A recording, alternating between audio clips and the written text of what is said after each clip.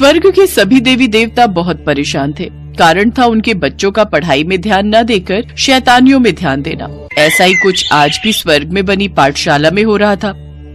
चलो बच्चों, आज हम सीखेंगे कि बुरी शक्तियों पर हमें विजय कैसे प्राप्त करनी है, कैसे अपनी बुद्धि का उपयोग करना है। मैं अंधेरा कर दूंगा। चलो चलो गुरुजी, हमें पढ़ाना शुरू करें, इससे पहले हमें यहाँ से भागना होगा। चलो हम जादू करेंगे, मैं रात्रि कर दूंगा। मैं बादल बुलाता हूँ, आज तो वर्षा होगी। कक्षा में बच्चों ने जादू से बारिश कर दी। बस फिर क्या था, कक्षा के सारे बच्चे भागने लगे। गुरुजी, अब हम नहीं पढ़ेंगे, अब तो बारिश हो गई है, हम भीग जाएंगे। मैं सब जानता हूँ ये किसकी चाल है। ये सब देवताओं के शरारती बच्चों का किया हुआ कार्य है। बच्चे जोर से हंसे। अब तो उनकी शैतानियां बढ़ती ही जा रही थी। वो रोजाना ही कोई न कोई शरारत करके कक्षा में न पढ़ने का बहाना ढूंढने ही लगे। अगर देवगुरु सख्ती से पेश आते तो वो कक्षा में बैठकर शरारतें करने लगते। गुरुजी, ये देखिए, वायु कुमार मुझे हवा में उड़ा रहा है। गुरुजी, पहले पृथ्वी कुमार ने मुझे चूहा बनाया था और सब मुझे चूहा कहकर पुकार रहे थे। ये सब क्या हो रहा है? मैं देख रहा हूँ तुम सब अपनी शक्तियों का दुरुपयोग कर रहे हो। तुम सब कितने प्रभावी छात्र हो, पर अपनी सारी शक्तियों और प्रभाव को व्यर्थ कर रहे हो। मुझे कुछ करना ही होगा। देवगुरु एक बार फिर सभी देवताओं को पाठशाला में बुलाते हैं और उनसे सभी बच्चों की शिकायत करते हैं। ये बहुत गंभीर बात है देवगुरु। हम भी चाहते हैं हमारे बच्चे अच्छी शिक्षा प्राप्त करें, ताकि स्वर्ग की अभिलाषा भी बनी रहे और सुरक्षा भी। आप ठीक कह रहे हैं चंद्रदेव। स्वर्ग का कार्यभार आगे चलकर हमारी संतानों ने ही संभालना है। इसके लिए इन्हें गंभीरता दिखानी होगी और अच्छी शिक्षा ग्रहण करनी होगी, नहीं तो शैतानियों में ये कुछ नहीं सीख पाएंगे। कभी बारिश कर देते हैं, कभी अग्नि प्रज्वलित कर देते हैं। कोई चूहा बन रहा है, कोई बिल्ली, कोई किसी को हवा में उड़ा रहा है, कोई किसी को पृथ्वी में भेज रहा है। मैं उनकी शरारतों से तंग आ गया हूँ। अब शीघ्र ही कुछ करना होगा। मुझे माँ सरस्वती को पाठशाला में बुलाना ही होगा। मैं जानता हूँ वो पृथ्वी और स्वर्ग का कार्यभार संभालने में अधिक व्यस्त रहती हैं, पर उनके आए बिना मुझे नहीं लगता ये बच्चे अपनी शरारत छोड़ पाएंगे। अगर आपको ये सही लगता है गुरुदेव, तो कृपया करके शीघ्र ही माँ सरस्वती को पाठशाला में बुला लीजिए। हमें तो अपनी संतानों की बहुत चिंता हो रही है। चिंता मत कीजिए पृथ्वी देवी, मैं आज ही माँ सरस्वती के पास जाता हूँ। सभी देवी देवता अपने अपने स्थान पर वापस लौट आए। देवगुरु माँ सरस्वती के पास जाते हैं और उन्हें सारी बात कहते हैं। आइए देवगुरु, और पाठशाला कैसी चल रही है? सब बच्चे ठीक से पढ़ाई कर रहे हैं ना? देवी सरस्वती, मैं इस विषय में बात करने के लिए आपके समक्ष उपस्थित हुआ हूँ। हे देवी सरस्वती, आप वाणी, विद्या, कला, विज्ञान और संगीत की देवी मानी जाती हैं। आप ज्ञान की देवी हैं। हम सब आपकी उपासना और कृपा से ही ज्ञान प्राप्त करने में सक्षम हुए हैं। आप विद्या की देवी हैं। आप पूरे संसार में ज्ञान का प्रकाश फैलाती हैं। माँ, स्वर्ग की पाठशाला को आपकी आवश्यकता है। बच्चे बहुत अधिक शरारती हो गए हैं। मैं चाहता हूँ कुछ दिन आप पाठशाला में उपस्थित रहकर बच्चों में ज्ञान का प्रकाश फैला दें, ताकि बच्चे उचित मार्ग पर आ सकें। मुझे इस कार्य में आपकी आवश्यकता है देवी। चिंता मत कीजिए देवगुरु, मैं कल पाठशाला में अवश्य आऊंगी, और जब तक बच्चे सही और गलत में अंतर नहीं समझ लेते, तब तक मैं उन्हें स्वयं ही पढ़ाऊंगी। धन्यवाद देवी सरस्वती। अगले दिन कक्षा में माँ सरस्वती उपस्थित होती हैं। सभी बच्चे उन्हें प्रणाम करते हैं। बच्चों, क्या तुम स्वर्ग के विशेष ग्रंथों को पढ़ते हो? नहीं माँ, हमें अभी तक उन्हें पढ़ने का मौका नहीं मिला। तो एक कार्य करते हैं, हम कुछ दिनों के लिए स्वर्ग की यात्रा पर निकलते हैं। इस तरह से आप सभी को भ्रमण करने का अवसर भी प्राप्त होगा। भ्रमण पर? फिर तो बहुत आनंद आने वाला है। कितने समय से हम सब भ्रमण पर नहीं गए। हाँ, बहुत आनंद आएगा, हम खूब खेलेंगे। माँ सरस्वती पाठशाला के सभी बच्चों को अपने साथ स्वर्ग की यात्रा पर ले जाती हैं। देवगुरु भी उनके साथ जाते हैं। सभी देवी देवता बहुत खुश थे कि आज माँ सरस्वती स्वयं उनके बच्चों को पढ़ाने के लिए आई हैं। उन्हें विश्वास था कि बच्चे शैतानी छोड़कर पढ़ने में ध्यान अवश्य लगा देंगे। देवी सरस्वती, मुझे पूर्ण विश्वास है आप जब स्वयं ज्ञान की देवी इन बच्चों को ज्ञान देने के लिए उपस्थित हुई हैं, तो ये बच्चे अवश्य ही शैतानी छोड़कर पढ़ने में ध्यान लगाएंगे। मेरे साथ साथ सभी देवताओं का भी यही कहना है। अवश्य देवगुरु, आप बिल्कुल भी चिंता मत कीजिए। जब तक मेरा कार्य पूर्ण नहीं होता, मैं यहाँ से प्रस्थान नहीं करूँगी।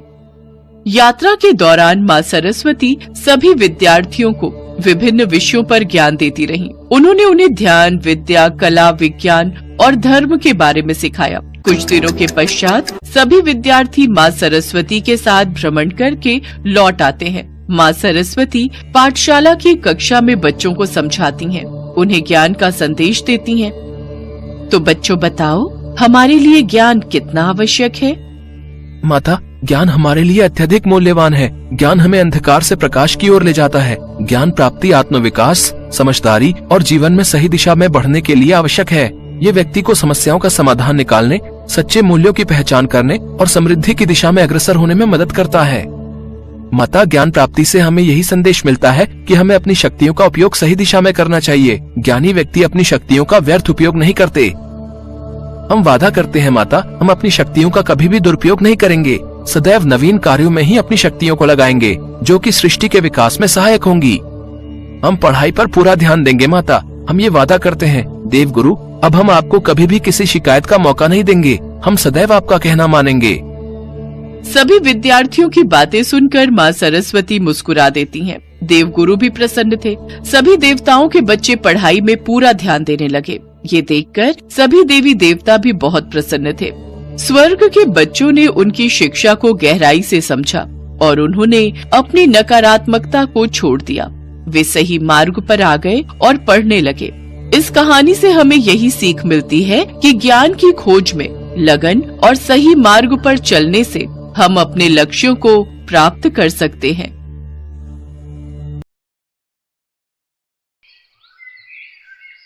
स्वामी, जब मैं पृथ्वीलोक पर बच्चों को स्कूल जाते देखती हूँ ना, तो मेरा भी बड़ा मन करता है कि मैं भी स्कूल जाऊं।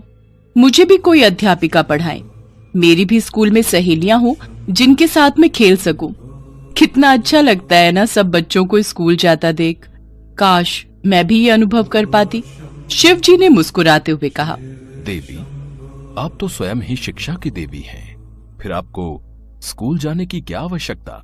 और फिर भी आपकी इतनी इच्छा है, तो इसमें सोचना क्या देवी?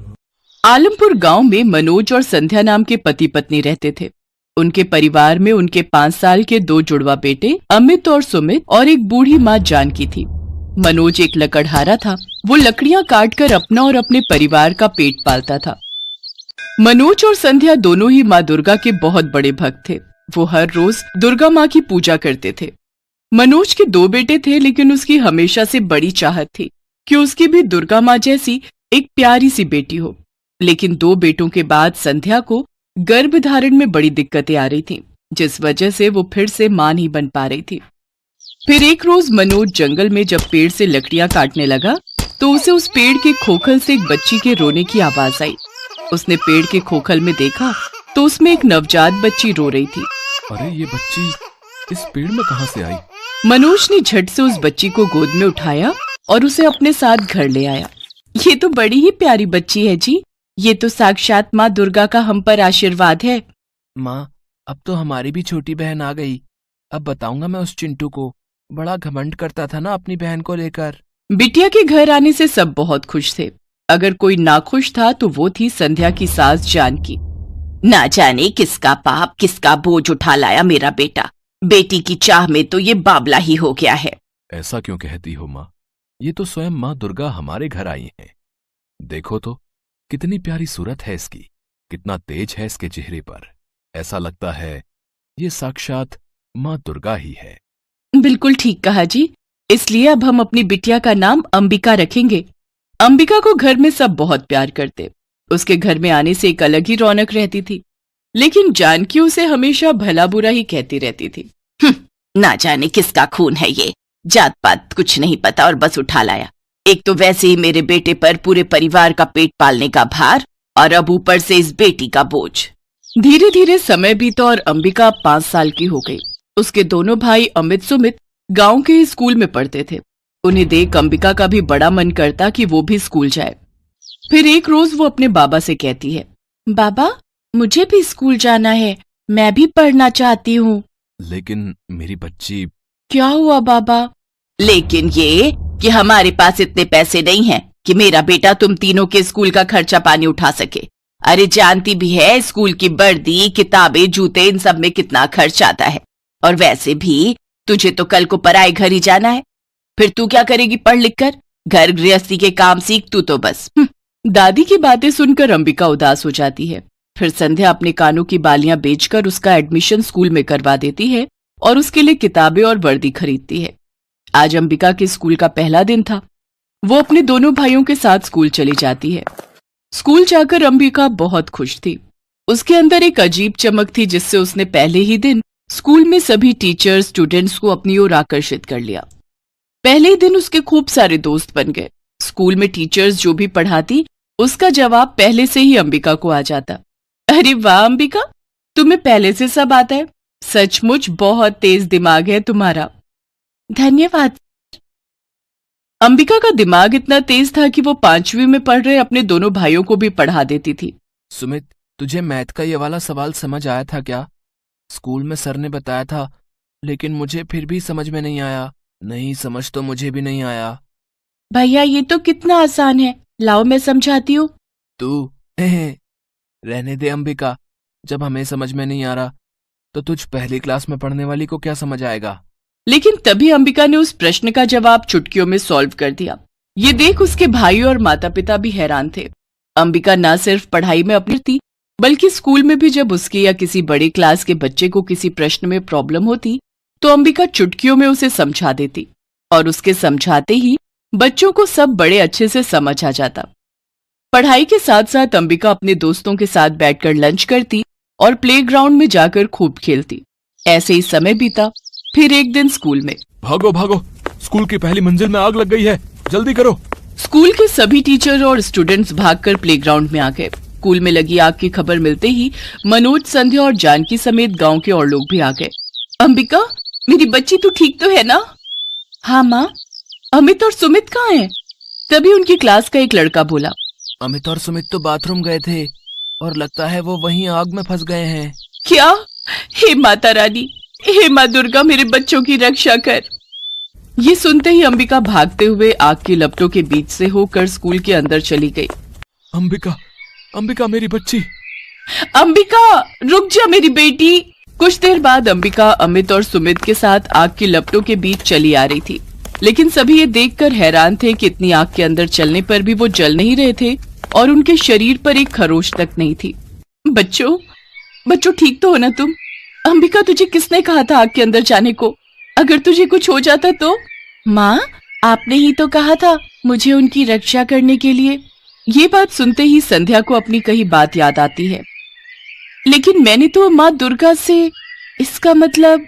उसके इतना कहते ही अंबिका मुस्कुराती है और माँ दुर्गा के अवतार में आ जाती है। सभी लोग हाथ जोड़कर उनके सामने खड़े हो जाते हैं। जय माँ दुर्गा, जय माँ दुर्गा। हाँ संध्या, मैं ही तुम्हारी बेटी अंबिका हूँ और मैं ही तुम्हारी माँ दुर्गा भी। इसके बाद माँ दुर्गा ने उन्हें सारी बात बताई कि कैसे उन्होंने शिवजी से धरती लोक पर आने की बात कही और कैसे वो बाल कन्या के रूप में उस पेड़ में आई और फिर उनके घर। आपको अपनी बेटी के रूप में पाकर हम तो धन्य हो गए माँ, हम धन्य हो गए। माँ, आप हमारी आंखों के सामने थी और हम आपको पहचान नहीं पाए। हमें क्षमा कर देना माँ, हमें क्षमा। हे दुर्गा माँ, मुझ ना समझ बुढ़िया को माफ कर देना माँ, जो मैं तुम्हें पहचान नहीं पाई और ना जाने आपके साथ कितना बुरा व्यवहार किया। मनोज, तुम्हारे परिवार के साथ बिताए पल और इस स्कूल में बिताए दिन मुझे हमेशा याद रहेंगे। मैं बहुत ही खूबसूरत यादें संजोकर देवलोक लौटूंगी। मनोज, संध्या, मेरा आशीर्वाद तुम्हारे परिवार पर हमेशा रहेगा। जानकी, बेटा हो या बेटी, शिक्षा प्राप्त करने का अधिकार सबके लिए बराबर है। धरती लोक पर आने का मेरा मकसद अब पूरा हुआ, इसलिए अब मुझे यहाँ से जाना होगा। माँ, तो क्या अंबिका, मेरा मतलब है माँ दुर्गा यानी हमारी बहन, अब हमसे दूर चली जाएंगी? नहीं पुत्र, केवल मैं जा रही हूँ। मेरा ही रूप तुम्हारी बहन बनकर और संध्या और मनोज की बेटी बनकर तुम्हारे साथ रहेगी। फिर अपने चमत्कार से माँ दुर्गा अंबिका के रूप की एक कन्या प्रकट करती हैं और फिर वहां से अंतर्ध्यान हो जाती हैं। वो लड़की यानी कि अंबिका को संध्या और मनोज गले से लगा लेते हैं। वो सब जब घर लौटे तो उनकी झोपड़ी एक बड़े पक्के घर में बदल चुकी थी। साथ ही घर के अंदर नोटों से भरी ढेरों गड्डियां रखी हुई थी। अब उनकी गरीबी दूर हो गई। और वो सब खुशी खुशी रहने